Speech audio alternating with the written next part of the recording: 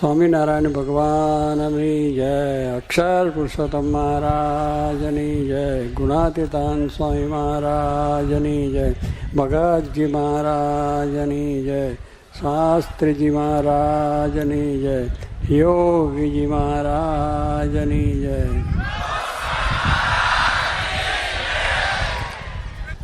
નવદર્શિત સંતોને પાર્ષદોની પણ જય, અને એમના મા બાપો છે એમની પણ જય, એમને બધાને ધન્યવાદ છે. આજે પૂજ્ય યોગીજી મહારાજનો બહુ જ બળિયો સંકલ્પ છે, એટલે એમના દરેક સંકલ્પો એવા બળિયા હતા અને છે. એટલે આવો બધા પોતાના ઘર બહારનો ત્યાગ કરીને છોકરાઓ આવે છે. ફરી એકના એક દીકરાઓ આપવા એ પણ બહુ કઠિન વસ્તુ છે. અને જ્યારે સત્સંગ જીવમાં બરોબર ડર થયો હોય અને સત્સંગનો મહિમા જ્યારે સમજાયો હોય ત્યારે આ બધું કરતાં વાર ના લાગે. પણ જ્યાં સુધી સત્સંગ નથી થયો, ડર મહિમા સમજાયો નથી, તો આ વસ્તુ બને નહીં. પણ મહિમા સમજાય તો શું ન થાય? લોયાનું ત્રીજું વચનામૃત. એમાં મહારાજે કહ્યું કે ધન ધામ કુટુંબ પરિવાર બધોનો ત્યાગ થાય. પોતાના એને બધી સમૃદ્ધિ હોય તો મૂકી દે રહે. એવી બધી વસ્તુ છે તો એ આપણને જોવા મળે છે આજના દિવસે. આ કે વચનામૃતને આધારે એના મા બાપે પોતાનો આવો એકનો એક દીકરો, બીજા વળી ભણેલા ગણેલા તૈયાર થયેલા હોય કે જે નોકરી કરીને કમાઈને પોતાને આપે એવા થયા હોય, એવાને પણ જે ત્યાગ કરે એટલે કહેતા ભગવાનને અર્પણ કર્યા એ તો છે. આમ તો છોકરો આપણે ભણી કરીને પાછો ક્યાંય જતો રહે ખબર પડતી નથી, છતાં પણ આપણે એને ચલાવીએ છીએ. પણ આ તો એક સારા કામમાં આવી ગયો કે બનાવી ગણાવી તૈયાર કરી અને ભગવાનને અર્પણ કર્યો. જોગી મારને અર્પણ કર્યા છે. તો એ છોકરાઓ આવી રીતે મંદિરમાં આવીને જે કંઈ કથા વાર્તા કીર્તન ભજન કરી સત્સંગ કરાવશે એનું બધું પુણ્ય આપ બધાને મળશે. કારણ કે આ બધું મોટું પુણ્ય છે કે એક જીવને ભગવાનને માર્ગે ચડાવો એટલે બ્રહ્માંડ ઉગાડ્યા જેટલું પુણ્ય થાય. એમ શાસ્ત્રોમાં સ્વામીની વાતમાં લખ્યું છે કે એક માણસને તમે ભગવાનને માર્ગે ચડાવો, પુણ્યનું કામ જો કરો તો એનાથી આખું બ્રહ્માંડને તમે ઉગારી લીધું એટલું પુણ્ય થાય છે. તો કેટલું મોટું પુણ્ય કહેવાય કે એક છોકરો તમે આમ જીવ તમારા સંસારના કામમાં જાત, પણ એને બદલે આમ માર્ગે આવી ગયો. તો આ તો જો લખે છે ને લોકો દેશની સેવા, તો આ તો દેશની સેવાય છે. વ્યસન છોડાવે, કથા વાર્તા કરે, ભગવાનને માર્ગે દોરે તો એ સમાજને કેટલી સમાજ સુધરી જાય અને એથી સમાજની પણ સેવા થાય, કુટુંબની પણ સેવા થાય કે નામ ઉજ્જવળ કરે કથા વાર્તા ભજન કરીને, અને ભગવાન રાજી થાય. એટલે કહેવાનું શું કે ધર્મની ભાવના વધે દેશની અંદર. હજારોના વ્યસન મુકાવે, હજારોના દુર્ગુણ મુકાવે, ભગવાનને માર્ગે ચલાવીને નીતિ નિયમનું ધોરણ ઊંચું લાવે, તે પણ મોટી સેવા છે. ભગવાનને માર્ગે ચડાવવા એક બ્રહ્માંડ ઉગાડ્યા જેટલું પુણ્ય થાય છે એમ કહેલું છે. એવો મહિમા છે, એવો મહિમા છે. એ માર્ગે તમે દીકરાઓ આપ્યા છે તો તમને બધાને ધન્યવાદ છે કે આવું સરસ કાર્ય થશે તો તમારે આને દેશની સેવા થઈ, સમાજની સેવા થઈ અને સાથે સાથે ભગવાનની સેવા કરીને પોતે આત્માનું કલ્યાણ કરશે અને બધા હજારોને ભગવાનને માર્ગે ચડાવીને સુખ્યા કરશે. એવું મહાન આ કાર્ય છે, સામાન્ય કાર્ય નથી કે ચાલો આપણે કરી દીધું ને પતી ગયું. પણ એ છે તો કહેવાનું શું છે કે આપણે આવી રીતનું જે કાર્ય એ બહુ જ મોટી વસ્તુ છે. અને જોગી મહારાજ પણ ખૂબ રાજી પણ થશે. અને આ માર્ગે જે ચાલવું એ પણ કઠિન છે, કારણ કે આ માર્ગ છે એ સુરવીરનો છે, કાયરનું નથી. આ સુરવીરને માર્ગે ચાલે, જેમ લડાઈમાં જાય તો સુરવીર માણસો હોય, આ તો દરબારો બેઠા છે એટલે એમને લડાઈમાં બધું જવાનું હોય બધું, એટલે એમને જ્યારે સુરાતન ચડે તો લડાઈમાં જ્યાં કટકા થઈને પડે પણ પાછા મોડું લઈને આવે નહીં. એમ આ પણ સુરાનો માર્ગ છે.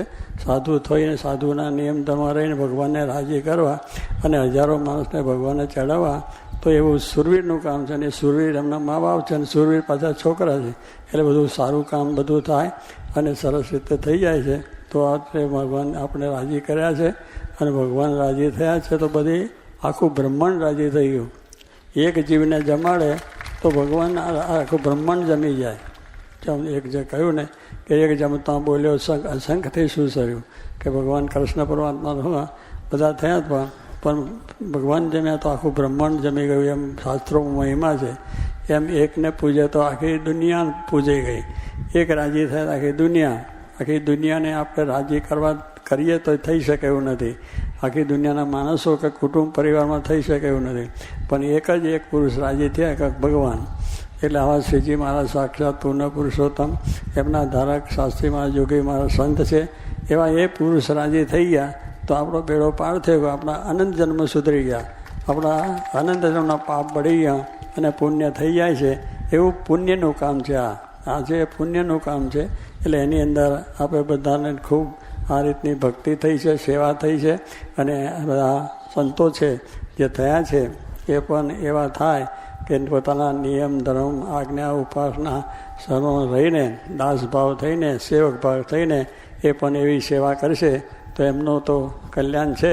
પણ એમના કલ્યાણ લઈને તમે જે અર્પણ કર્યા છે એટલે તમારું પણ કુટુંબ આખું તારશે. 71 એક ભગવાનનો ભક્ત જો કુટુંબમાં થાય તો 71 પેઢી સુધીનું તારી દે, એવું શાસ્ત્રોમાં લખેલું છે. એટલે આ પણ એક મોટી સેવા છે. આપણે પૈસાથી કરીએ, બીજે દેહથી કરીએ છીએ એ સેવા કરતાં પણ આ એક સેવા છે કે આવી રીતે એક જીવને જ ભગવાનને માર્ગે ચડ્યા એનું પુણ્ય થાય. તો એ આ છોકરાઓને પણ છે ને મજા ભણેલા ગણેલા, કારણ કે આજે એ બધું વસ્તુ બહુ હોય છે. દરેકને કે મારો છોકરો ભણીને મને પૈસા કમાઈને આપે, મારું આમ કરે. પણ હવે ઘણા જોઈએ છે કે અત્યારે તો કોલેજોમાં ભણતા હોય ત્યાંથી જ ખોટે રસ્તે ચાલ્યા જાય, બીજે રસ્તે ચાલ્યા જાય. પણ જોગી મારે દયા કરી છે તો આમાં બાળ મંડળ, યુવક મંડળ, કિશોર મંડળ, સત્સંગ મંડળ આ બધા સ્થાપી દીધા. તો એમાં તમારો સત્સંગ છે એને લઈને બાળકો સત્સંગમાં આવતા થયા. આવા યુવકો ભણતા ગણતા પણ સત્સંગના જોગમાં આવ્યા તો એ સારો માર્ગ લીધો એમને. આ સારો માર્ગ આ કહેવાય કે જેને પોતે તો ભગવાન ભજીને પોતાનું આત્માનું કરશે પણ બીજા અનેકનું કરશે તો બીજા અનેકનો મોક્ષ થશે. એ મોટું કામ છે. તો કહેવાનું શું છે કે એક પણ સારું કાર્ય આપણાથી થાય છે તો આપણો જન્મ પણ ઉદ્ધર થશે, આપણા આત્માને શાંતિ થશે, તમને પણ બધાને શાંતિ થશે અને સારું થશે.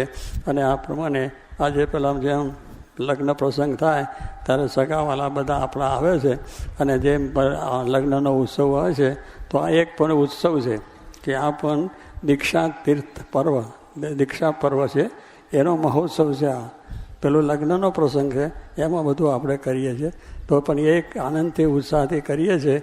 છોકરાને લગ્ન વગન બધું થાય છે. તો આ પણ એક મહોત્સવ એવો થયો છે કે ભગવાનની સાથે બધાનો સંબંધ થયો.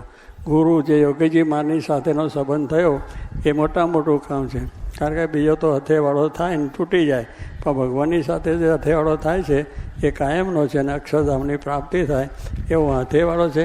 અને એ ઉત્સવની અંદર પણ આજે બધા કુટુંબ પરિવાર હગા વાલા બધા ભેગા થઈને આવ્યા. એટલે કેવું હવને એમ કહે છે ને જાન લગ્નમાં કેવા ઉત્સાહથી જઈએ બધા, એમ હગા વાલા બધાને થયું ભાઈ આપણા ગામનો છોકરો સાધુ થાય તો ચાલો જઈએ.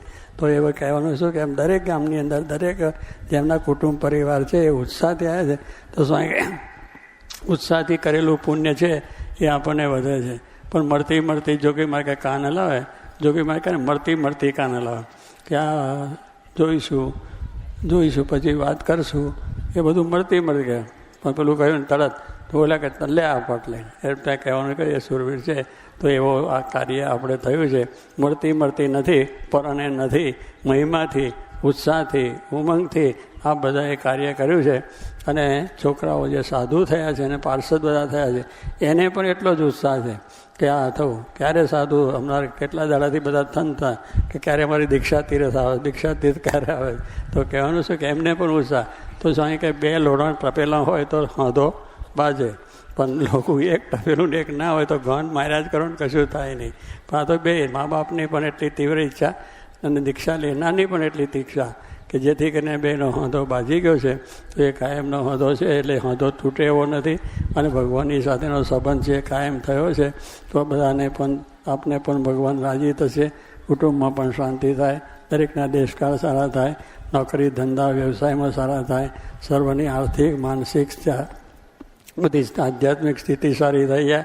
અને છોકરાઓને પણ અહીંયા આગળ જે સાધુ થયા છે એ બધા ખરેખર એકાંતિક થાય અને આજ્ઞા ઉપાસના નિયમ ધર્મ આજ્ઞાની રહીને આપણે મહારાજને રાજી કરી શકે અને એવું બળ એમને આવશે. તમને સંતોષ થાય, સંતને સત્સંગ થાય. અને જોગી મહારાજ જેવા પુરુષ એક રાજી થયા તો એક જમતા બોલ્યો સંગ સંત એ શું, એમ જોગી મહારાજ જેવા રાજી થયા તો બ્રહ્માંડના તમામ જેવો રાજી. કારણ જોગી મહારાજ જેવા સંત એ આ દુનિયામાં કાંઈ મળે એવા નથી. એવા અલૌકિક દિવ્ય ચિંત હતા. એમની તમે બધાએ દર્શન સમાગમ કર્યા છે, પણ એટલા સાધુતાની મૂર્તિ, હાસ્ય મૂર્તિ અને આનંદની મૂર્તિ. તમે જ્યારે જુઓ તો હસતા હોય, આનંદ કરતા હોય અને વાલ કરતા હોય. એમાં દરબારો ઉપર તો જોગીમાને બહુ હેત હતું. દરબારોને તો જરા બધા કંઠેરાને બધે ફરતા હતા. તો પણ કહેવાનું છું કે દરબારો પણ એટલા પ્રેમી કે જોગીમાને રાજી કર્યા છે અને મહારાજને પણ રાજી કર્યા છે. તો આપણે બધાએ આપણા જે કંઈ મારે કંઈ પોતાનું ધન, ધામ, કુટુંબ, પરિવાર ભગવાનને સંતને અર્થે કરી રાખવું. વચનાત્મા કર્યું છે. પોતાનું ધન એટલે પૈસો, ધામ એટલે મકાન, ધન, ધામ ને પરિવાર એ ભગવાનને અર્થે કરી રાખવાનું. ત્યાં કરી રાખવાનું. જેમ દાદા ખાચરે કર્યું કે પોતાનું ધન, ધામ, કુટુંબ, પરિવાર મહારાજ માટે કરી રાખ્યું, બધું આખું બધું. તો કહેવાનું છે એમ કરી રાખવાનું. આપણે કરી રાખવાનું લખ્યું છે. આપી દેવાની વાત પછી કરી છે, પણ કરી રાખે તો અપાય, પણ મહિમા સમજાય તો અપાય. તો કે ધન ધામ કરી રાખ્યું હોય તો જ્યારે સમય આવે ત્યારે એ કામ આવી જાય. આ સમય આવી ગયો, છોકરા તમે આપી દીધા એટલે છોકરો હતો જ, પણ હવે ભગવાનને અર્પણ થઈ ગયો. એમ શું અહીં કંઈ કરી રાખવું કે જ્યારે ભગવાનની ઈચ્છા થાય ત્યારે એને અર્થે સમર્પણ થઈ જાય. તે ઘડે પાછું ચૂં ના થાય કે માથું ખંજવાળું ના થાય. હું જોઉં છું, વાત કરી ફરો એવું નહીં કે આપી દઈએ છીએ. તેમ સ્વામી કે સુરવીરની વાતો છે. તો એવા બધા આપણે સુરવીર તમે ભક્તો છો અને આ સાધુ થયા એ પણ સુરવીર છે. અને એવા સુરવીર થાય અને પોતે આ રીતે ખરેખર જોગી મહારાજને શાસ્ત્રી મહારાજની આ સંસ્થા છે એની એ પોતે સારી રીતે શોભા વધારે અને સારી રીતે પોતે નિયમ ધર્મ બરોબર પાડીને સારા સાધુ બનીને જે જોગી મહારાજની ઈચ્છા છે કે દેશ પ્રદેશ બધો રંગવો છે, તો એ દેશ પ્રદેશની અંદર જઈને કથા વાર્તા કરીને એવો સારો સત્સંગ કરાવે. પોતાનો રંગ ચડ્યો છે પણ બીજાને પણ આવો સાદો ભગવાનનો રંગ ચડાવી અને સુખિયા કરે એવું એ કાર્ય એમના દ્વારા થાય. તમને પણ ભગવાનનો રંગ છે તો આ બધું તમે કર્યું છે, તો બીજું ભગવાન એવું કરે કે તમે પણ અનંતગણું આ સેવા કરી શકો. તમારા કુટુંબમાંથી શાંતિ થાય, પરિવારમાંથી શાંતિ થાય, પોતાના કાર્યમાં શાંતિ થાય અને 1000 ગણું આપણે ભગવાન સુખ આપે, અંતરમાં બધાને શાંતિ થાય. એ જ પ્રાર્થના. સહજાન સ્વામી મહારાજ.